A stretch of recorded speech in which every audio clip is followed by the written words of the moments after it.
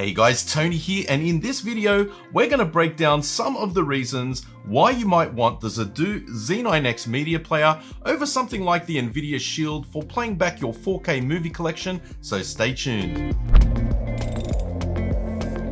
So in one of my recent videos, I did a review of the big brother of the Zidoo Z9X 4K movie player, which is expressly designed for playing back the rips of your physical media in the highest possible fidelity. And while I think most people who watched the video saw the benefits, I still had a lot of people commenting that it was a waste of money because you could get something like the NVIDIA Shield using KODI, and that the Shield could do streaming of Netflix and anything else you wanted, whereas the Zidoo, all it does is play movies from your library. Let me give a quick explanation to help clear things up. Devices like the Shield or the Apple TV are designed more to give you options around the type of content that you want to consume, and they don't come with a dedicated movie player app built into them. You have to find a third-party app like Plex or KODI to play back your local library. Otherwise, you would use it for streaming from Netflix, Disney Plus, or any of the other streaming services. The Zidoo Z9X, on the other hand, is the physical device and the player in one. There is no third-party download to make this work.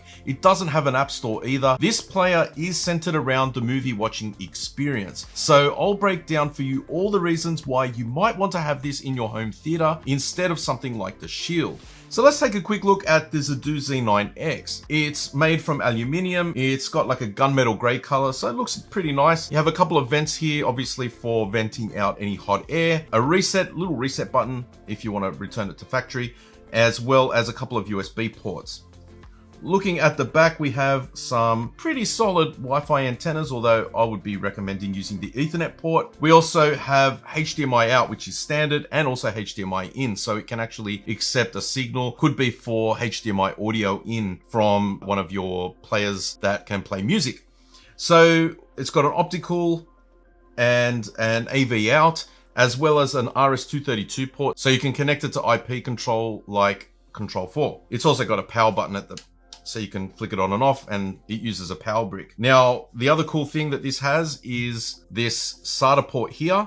So what you can do if you wanted to get the most optimal speeds of transmission for playing your movies, you can connect it via SATA. So you can get a raw hard drive, plug it in with the provided cable, and then you can stream your movies directly from the hard drive. And with high bitrate movies, that is a very good advantage. So all in all, it's a pretty nice device to have in your rack. So before I go too deep into the Zidoo, let's talk about the NVIDIA Shield so that you can get some perspective and what you need to do to get it to play back your movie collection. So there are quite a few settings that you need to unlock. You have to get it into developer mode and turn on all of the audio pass-through and video frame rate options. Then you have to work out what on the Shield will play back your movie collection. KODI is pretty much the only way to go. I am very familiar with Plex, but the main reason that I passed over Plex is that it will not do ISO playbacks or load the Blu-ray menus, and I ripped my entire collection into ISO containers, retaining the menus. If I had done the rips as MKV, it would have been able to play them back in Plex,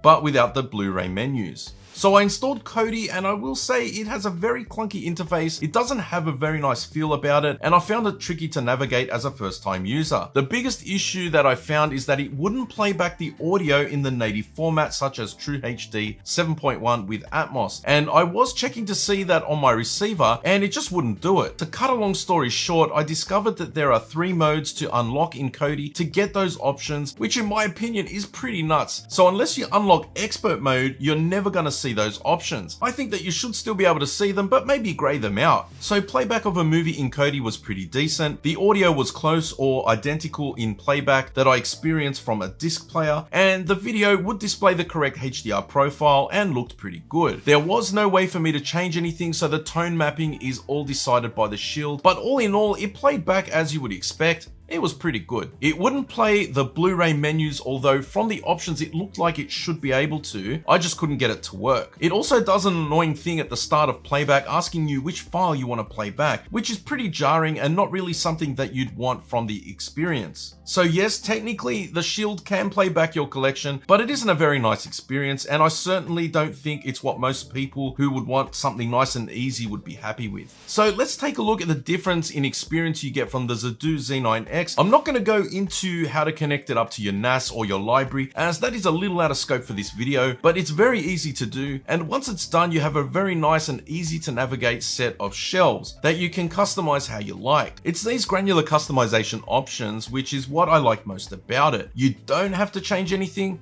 but if, like me, you enjoy looking at the wall-to-wall posters, the thumbnails, grouping up your movies into collections, all with an easy click of a button, then you will appreciate this device. The main point I want to make about the Zidoo Z9X is that you don't have to configure anything for it to make it work. It will automatically play Dolby Vision or HDR10, or detect and pass through Dolby Atmos through True HD or DTSX. You can tweak the settings if you like, but by default, it just works out of the box. And this is the biggest point that I need to make in this video to answer people trying to compare this with the Shield. It's all in the software, and the fact that the box comes with a player built in, there's no need to try and get it to do what you want by using a third-party app like KODI. You just connect it to your movie library and off you go. The other main reason why I love the Z9X is the experience of being able to browse around your own library, change the posters, the background, be able to group things together in a collection, all with a very intuitive menu system. You just press and hold the middle button, you get to the menu, and then you can easily change things like the posters and the thumbnails. For me, sitting back, flicking through the library till I decide what I want to watch, reading the cast list, checking out some of the facts about the director, and even seeing some of the other movies in my collection which have the same cast, all of this is part of the home cinema experience for me. Now, some will say that there is still the disc ripping that you have to do, and this is true, but I enjoyed the process of watching my library grow over the course of a couple of weeks, and now that it's all done, if I get a new movie, it's a very quick and easy process to just rip that disc. It takes about 30 minutes and it goes straight onto my NAS so that when I go into my home theater and turn it on, it's there waiting for me.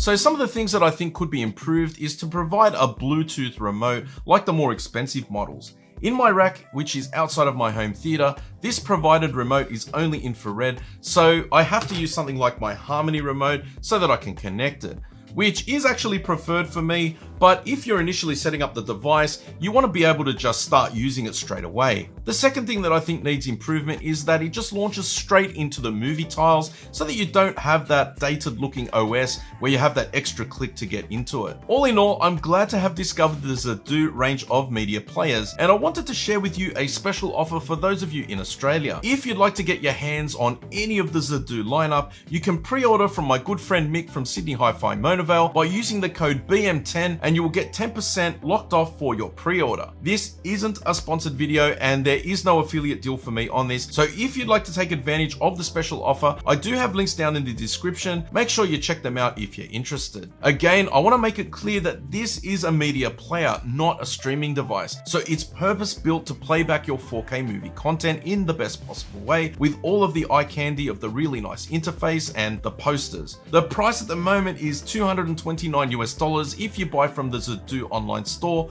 or 399 Aussie dollars, less the 10% discount if you buy it through Mick. Now, ripping your collection is the subject for another video, so if you'd like to see the process that I use to set my NAS up and rip my content, make sure you comment down below and I'll be sure to get to making that video very soon. Anyway guys, if you liked the video and found it helpful, make sure you smash the like button for me and consider subscribing to see my future videos.